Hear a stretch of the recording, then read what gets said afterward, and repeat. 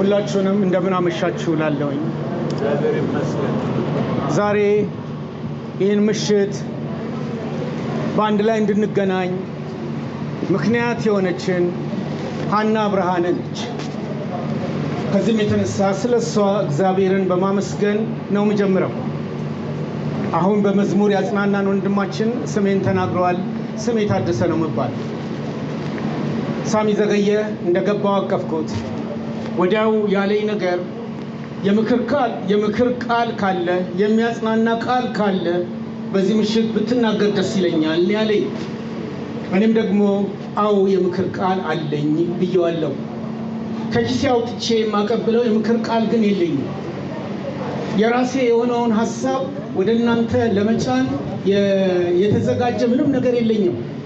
ግን በእርግጠኝነት የምክር ቃል አለኝ፣ የሚያጽናና ቃል አለኝ። ይሄ የሚያጽናና ቃል፣ ይሄ የምክር ቃል የተቀበልኩት ከጌታዬ ከኢየሱስ ክርስቶስ ነው። እሱ የሰጠውን የምክር ቃል ዛሬ ለአብነት፣ ዛሬ ለቤቲ፣ ዛሬ ለመላው ቤተሰብ ሳደርስ የእግዚአብሔር መንፈስ ቅዱስ ለእነርሱ የሚያስፈልገውን ነገር እንደሚያጋራ እርግጠኛ ነኝ። ለእነሱ ብቻም አይደለም።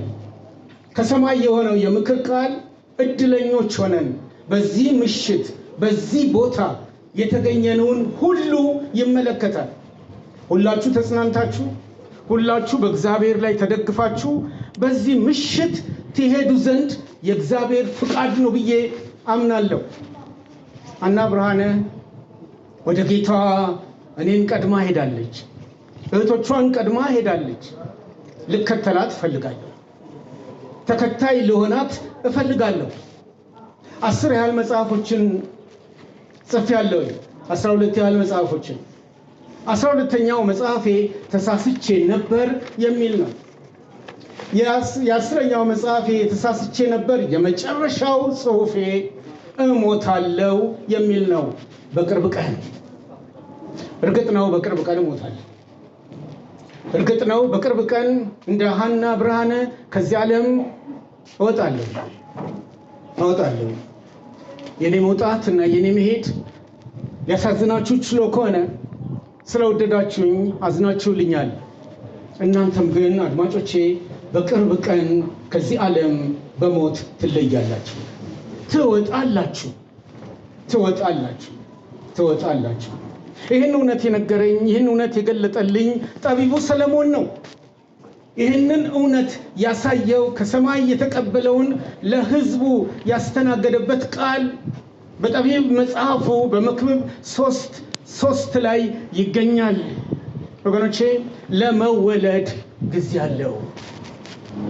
የልጅ ልጅ አግኝቻለሁ።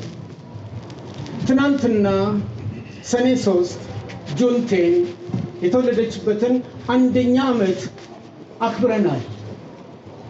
ባለቤቴ ልደትን ማክበር አስፈላጊ እንደሆነ እኔ አላቅም። በእድገቴ ካገባኋት ጊዜ ጀምሮ ግን ያለፉትን 30 ዓመቶች ሃፒ በርዝዴይ ይባልልኛል። ለወለድናቸው ልጆች ለራሳችንም ጭምር ልደታችንን ለማክበር ሁላችንም እንደተጣደፍን እንቀጥላለን። ነገር ግን ከመወለድ የማክበር ስርዓት ጋር ጎን ለጎን ወደዚህ ዓለም ከመግባት ጋር ጎን ለጎን ከዚህ ዓለም የመውጣት ታሪክም በእኔ ላይ አለ።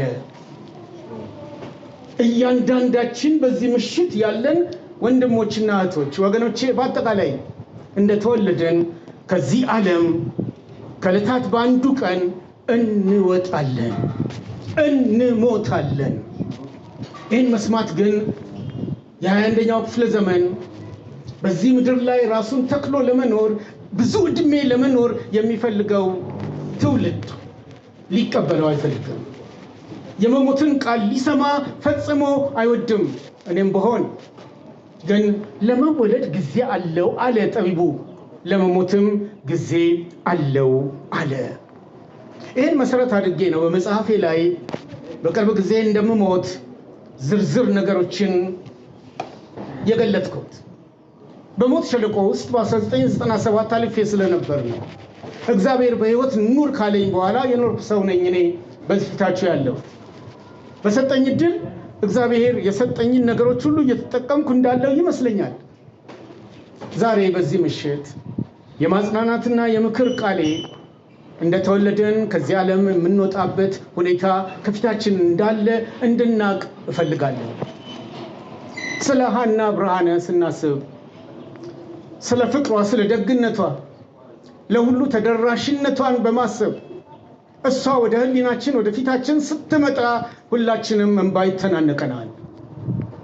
ስላጣናት ነው የቆጨን፣ ስላጎደለችብን ነው የቆጨን። ደግ ስለሆነች ነው ብዙዎቻችን በዚህ ቦታ ላይ ተገኝተን ስለ እሷ ለማሰብ የሞከርነው። ደግ ሰው ብዙ አልቃሽ አለ፣ ክፉ ሰው ግን እንኳን ሞተ ተገላገልነው ነው የሚያስብል። ሐና ብርሃነ ይህን ምሽት ሁላችን ተገናኝተን ይህን እውነት እንድንሰማ ምክንያት ሆናናለች። ከሰማይ የመጣ መልእክት አለኝ ብዬ ያልኩት የሰማዩን መልእክት እሷ ተቀብላው የጌታ ልጅ ሆና ስለተገኘች ነው። የእሱ ልጅ ሆና ስለተገኘች ነው። ስለዚህ ሐና ብርሃነ በስጋዋ ሞታለች። ዘማሪው እንዳለው ግን ወደ አባቷ እቅፍ በክብር ገብታለች። እድለኛ ነች። የሚያስቆጭ ምንም ነገር የለም። እንቆጭ ያልን ሰዎች ግን አንድ ታሪክ በላያችን ላይ እንዳይፈጸም ቤተሰቡንም ሁላችሁንም እመክራለሁ። ነቢዩ ኤርምያስ ከእግዚአብሔር ጋር ተሟገተ። ነቢይ ከእግዚአብሔር የሚቀበል መልእክተኛ ነው። ነቢይ የእግዚአብሔር አፍ ነው። ዛሬ ላይ እንዳሉት ነቢያትና ሐዋርያት እንደሚባሉት ፈጽሞ አይደለም፣ ፈጽሞ አይደለም። የእግዚአብሔር ነቢይ ኤርምያስ ከእግዚአብሔር አፍ እየተቀበለ መልእክትን ለሕዝብ ያደርስ የነበረው ኤርምያስ አንድ ቀን ግን ግራ ገባው። ግራ የገባው በራሱ በእግዚአብሔር ላይ ነው። እግዚአብሔርን ሊከሰው ፈለገ። እግዚአብሔርን ልክ አይደለም ብሎ ሊሞግተው ፈለገ። ነቢዩ ከእግዚአብሔር አፍ ተቀብሎ ሕዝብን የሚያጽናናው ሰው በኤርምያስ ምዕራፍ 12 ቁጥር 1 እና 3 ባለው ክፍል ውስጥ አቤቱ ጌታ ሆይ ክስን ባንተ ላይ መሰረትኩ አለ። አቤቱ እግዚአብሔር ሆይ ክስን ባንተ ላይ መሰረትኩ። ወገኖች እግዚአብሔርን መክሰስ ይቻላል፣ እግዚአብሔርን መሟገት ይቻላል። ይኸው ነቢዩ ነግሮናል።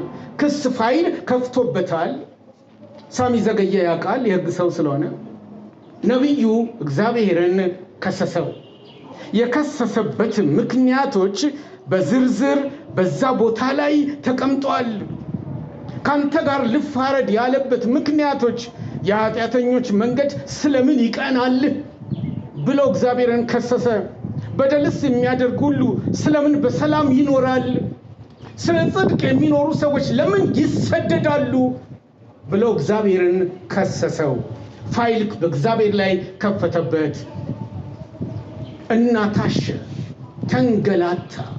በኋላ መጨረሻ ፋይሉ ሲዘጋ ቃሉ እንደሚል ራሱ የመሰከረው ኤርምያስ እኔ ከስሼ ነበር፣ አንተ ግን እውነተኛ ሆነ ተገኘ ነው ያለው። ክስ በእግዚአብሔር ላይ ማናችሁም ልትከፍቱ መብት አላችሁ። አት ዘ ኤንድ እግዚአብሔር ጻድቅ ሆኖ ይገኛል። በመጨረሻ እግዚአብሔር እውነተኛ ሆኖ ይገኝና እጃችንን በአፋችን ላይ እናደርጋለን። ሐና ብርሃነ በሄደችበት መንገድ ላይ በብዙ እንግልት ውስጥ ብታልፍም በሱ እቅፍ ውስጥ ተገኝታለች። ለምን እያላችሁ የምትሞግቱና ፋይል የምትከፍቱ ካላችሁ ክፈቱ፣ ተሟገቱ፣ ተላላጡ። የመጨረሻው መጨረሻ ግን እግዚአብሔር እውነተኛ ሆኖ መገኘቱ ይጸድቃል። እግዚአብሔር ሁሌም እውነተኛ ነው። በዚህ ምሽት ወገኖቼ አንድ ነገር ብቻ ተናግሬ ልናገር። የዛሬ 14 ዓመት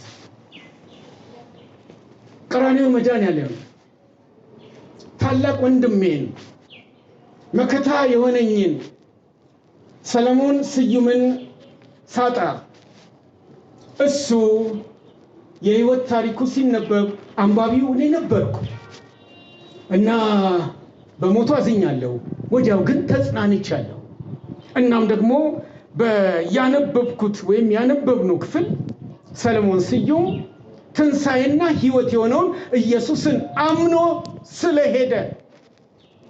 ስለሄደ እግዚአብሔርን ልናመሰግን የሚገባበትን ክፍል አንብቤ የሕይወት ታሪኩን እንደደመደምኩ አውቃለሁ። ኢየሱስም ትንሣኤና ሕይወት እኔ ነኝ፣ የሚያምንብኝ ቢሞት እንኳ ሕያው ይሆናል፣ ሕያው የሆነው የሚያምንብኝም ሁሉ ለዘላለም አይሞትም። ይሄ የእሱ ቃል ስለነበር ወደ እሱ ለመሄድ እቸኩላለሁ። ወደ ሐና ለመሄድ እቸኩላለሁ። ወደ እናት አባቴ ለመሄድ እቸኩላለሁ። ወገኖቼ በምድር ላይ ሁለት ሃይማኖት ብቻ ነው ያለው። ወገኖቼ በምድር ላይ ሁለት ሃይማኖት ብቻ ነው ያለው። ይሄ አዲስ ፍልስፍና ነው ብላችሁ እንዳታጣጥሉት። ሁለት ሃይማኖት ብቻ ነው ያለው። አዳምና ሔዋን ኃጢአት ሰርተው ከእግዚአብሔር ተለዩ፣ ኃጢአተኞች ሆኑ። የነበረው ድልድይ ሙሉ ለሙሉ ፈረሰ፣ ሰፊ ገደል ሆነ። እግዚአብሔር እዛ ማዶ፣ አዳምና ሔዋን እዚህ ማዶ ቀሩ። በምንም መንገድ ሰው እግዚአብሔርን ሊያገኝ በማይችልበት መንገድ ተለያየ። የተለየው የሰው ልጅ ግን እግዚአብሔርን ለማግኘት አምላክን ለማግኘት ይጥር ጀመር።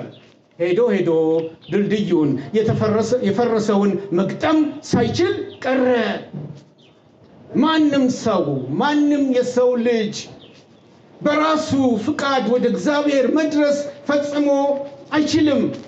ለምን? እግዚአብሔርና የሰው ልጅ በኃጢአት ምክንያት ስለተለያየ። ሰው ግን ነፍስ አለውና የዓለም ሕዝብ አምላኬ ወደሚለው ለመድረስ ይጥራል። በቢሊየን የሚቆጠረው የሰው ልጅም አሁንም ወደ እግዚአብሔር ለመድረስ ይጥራል። ሁለት ሃይማኖት ነው ያለው። አንደኛው የሰው ልጅ ወደ እግዚአብሔር መድረስ አለመቻሉን ራሱ እግዚአብሔር አብ ራሱ ሥላሴ አውቆ እግዚአብሔር ወልድን አዘጋጀ። ከድንግል ማርያም እንዲወለድ አደረገው። ሰው መካከል እንዲገኝ ሆነ። ስሙንም አማኑኤል አለው። ወገኖቼ አማኑኤል ምን ማለት ነው? እግዚአብሔር ከኛ ጋር፣ እግዚአብሔር ከሰው ጋር ማለት ነው። ያንን ድልድይ የሚዘጋ ያ የፈረሰውን መራራቅ የሚሸፍን ምንም ኃይል ምንም ሃይማኖት የለም እግዚአብሔር ራሱ ካልመጣ በቀር። የኔ እምነት እሱ ነው። የኔ ተስፋ እሱ ነው። እኔ እግዚአብሔርን ሕያው የሆነውን ልዑል አምላክ ላገኘው ስለማልችል ብጥር የሄድኩበት ጎዳና ሁሉ የማያደርሰኝ ሰንካላ ስለሆነ የፍቅር አምላክ ይህን ስለሚያውቅ ኢየሱስን ወደኔ ወደ ኃጢአተኛው ላከው። ተወለደ፣ ሞተልኝ፣ በትንሣኤው እኔን ደግሞ አዳነኝ። ይሄ የአንደኛው የሃይማኖት ክፍል ነው። እግዚአብሔር ወደ ሰው የመጣበትን አምኖ ተረድቶ በተስፋና በጽናት መኖር። ሐና ብርሃነ የዚህ ተካፋይ ናት። ሐና ብርሃነ ወደ እሷ የመጣውን ጌታ ያመነች የዘላለም ሕይወትን የወረሰች የእሱ ልጅ ናት። ሌላ ሃይማኖት አለ። በራስ ጥረት በራስ ጉልበት እግዚአብሔር ያፈረሰውን የማያገናኘውን ለመስራት የሚጥር። ምንም አይነት ስም ልንሰጠው እንችላለን። ምንም አይነት ስም አልዘረዝርም። በዓለም ላይ ከ100,000 በላይ ሃይማኖቶች አሉ። ሁሉም የሚጓዙት ወደ ራሳቸው አምላክ ለመድረስ ጥረት ነው የሚያደርጉት። ግን ክፍት ነው፣ ግን ተደርምሷል። ወደ ልዑሉ መገኘት መድረስ ማንም አይችልም። በዚህ ምሽት ያላችሁ ወገኖቼ የተለየ እምነት፣ የተለየ ሃይማኖት፣ የተለየ ነገር አልናገርም። ከሰማይ የመጣው ምክር ወደ ሰዎች የመጣውን እሱን እንድናምነው ለእሱ እጃችንን እንድንሰጥ እግዚአብሔር ሐና ብርሃንን ጠራት ወደሱ እና አሰባሰበን። ከዚህም የተነሳ የመጽናናት ቃል